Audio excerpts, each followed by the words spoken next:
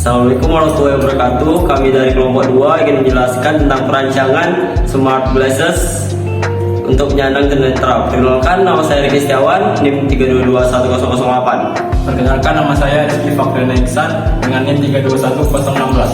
Perkenalkan, nama saya Rangga Devista Putra, NIM saya 3221013. Baik, nama saya Rizky. Di sini saya akan membaca materi tentang smart glasses mobile untuk penyandang tunanetra. Yang pertama yaitu latar belakang. Kemajuan teknologi berdampak terus terhadap kebutuhan hayati manusia. Kecenderungan materialistis, tidak peduli dan empati akan berdampak terhadap orang-orang yang mempunyai kebutuhan khusus atau disabilitas. Penyandang tunanetra mempunyai keterbatasan dalam penglihatan sehingga mobilitasnya terbatas. Kendala yang muncul adalah kekhawatiran pihak keluarga atau pihak sekolah ketika penyandang tunanetra ini berada di luar rumah atau di luar sekolah karena posisi mereka sulit dipantau. Supaya mereka bebas beraktivitas dan berjalan kemanapun mereka mau, tapi bisa terpantau keberadaan mereka, maka dibutuhkanlah sebuah alat yang mampu memberikan informasi lokasi atau posisi. Solusinya dibuatkan kacamata pintar yang bisa membantu penyandang disabilitas netra untuk berjalan dan bernavigasi. Kacamata tersebut dilengkapi dengan sebuah GPS yang terintegrasi dengan sebuah microcontroller untuk mengolah data lokasi yang berupa longitudes dan latitudes. Data lokasi tersebut kemudian dikirim ke sebuah web server dengan bantuan sebuah modem GSM. Data lokasi di web server selanjutnya diplot pada Google Maps dengan bantuan Google Maps API. Diharapkan kacamata pintar ini yang dirancang mampu memberikan informasi keberadaan penyandang tunanetra melalui sebuah smartphone berupa tampilan lokasi pada Google Maps. Kacamata ini dilengkapi juga dengan sebuah panic button yang bisa memberikan alarm ke layar smartphone setelah diaktifkan ketika penyandang tunanetra sedang dalam keadaan darurat. Selanjutnya itu materi tentang pengertian smart glasses. Smart glasses adalah kacamata yang digunakan oleh orang yang terkena cacat penglihatan sebagai alat bantu pada saat berjalan dalam melakukan aktivitas sehari-hari. Smart glasses dirancang untuk penderita tunanetra dengan GPS dengan bantuan Android sebagai pendeteksi atau pengawasan sistem smart glasses yang berjalan. Selanjutnya yaitu pengertian kacamata ultrasonik. Kacamata tunanetra menggunakan sensor ultrasonik, di mana sensor ini diletakkan di bagian depan kacamata untuk memudahkan mendeteksi adanya benda sekitar dan memberikan informasi dini kepada para pengguna menggunakan suara ataupun getaran. Saya Rangga Regista Putra. Saya akan menjelaskan tentang pengertian gelombang ultrasonik. Merupakan gelombang mekanik longitudinal dengan frekuensi di atas 20 Kz yang dapat merambat dalam medium padat, cair, dan gas. Hal ini disebabkan karena gelombang ultrasonik merupakan rambatan energi dan momentum mekanik sehingga merambat sebagai interaksi dengan molekul dan sifat inersia medium yang dilaluinya. Karakteristik gelombang ultrasonik yang melalui medium mengakibatkan getaran partikel dengan medium amplitudo sejajar dengan arah rambat secara longitudinal sehingga menyebabkan partikel medium membentuk rapat atau disebut dengan strain dan tegangan atau bisa juga disebut dengan stres. Proses kontinu yang menyebabkan terjadinya rapatan dan regangan di dalam medium disebabkan oleh getaran partikel secara periodik selama gelombang ultrasonik melaluinya.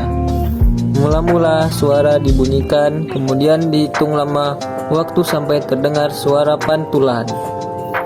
Analisa kebutuhan perangkat lunak. 1. Web server.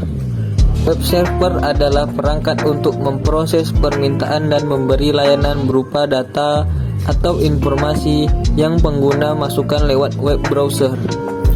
Bagian kacamata yang terdiri dari sebuah GPS yang terintegrasi dengan microcontroller mengirimkan lokasi koordinat data latitude, longitude, dan altitude melalui modul GSM atau GPRS ke sebuah web server.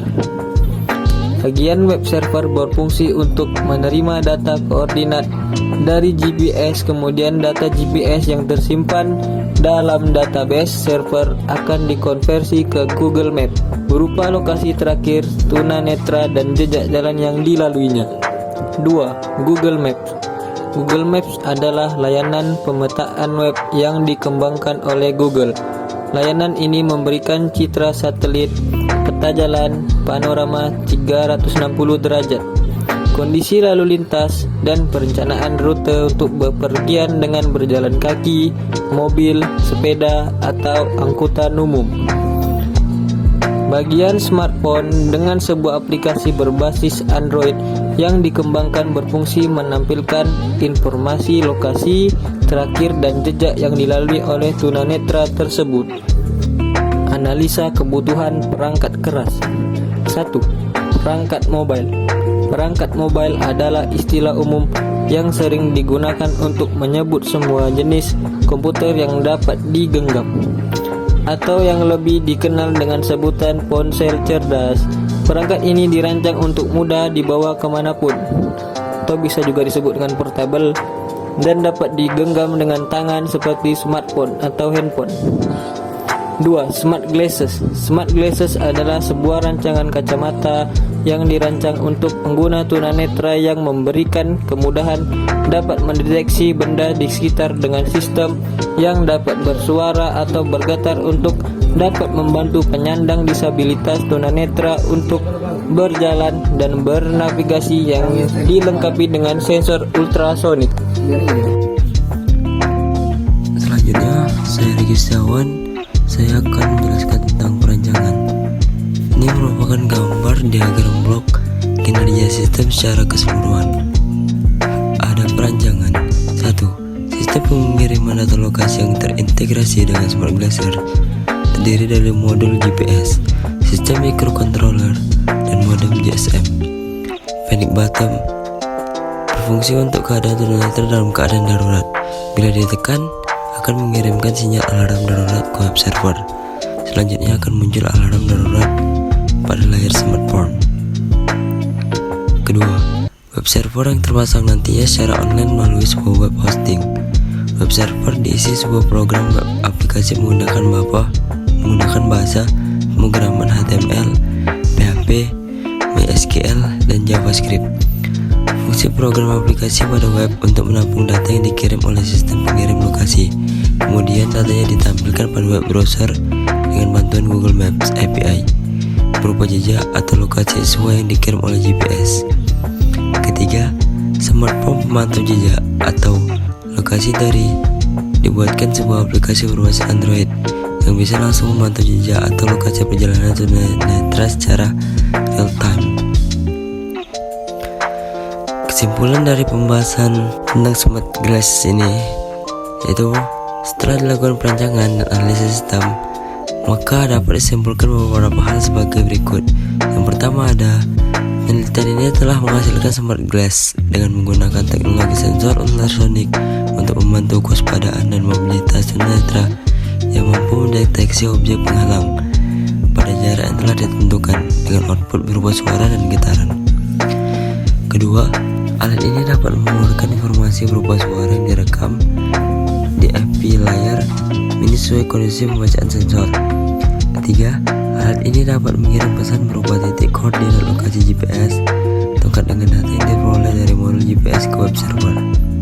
Keempat, pengoperasian terdapat tombol sekarang yang digunakan untuk menghidupkan dan mematikan sistem. Semua proses sistem kacamata pintar tunanetra akan diproses oleh microcontroller.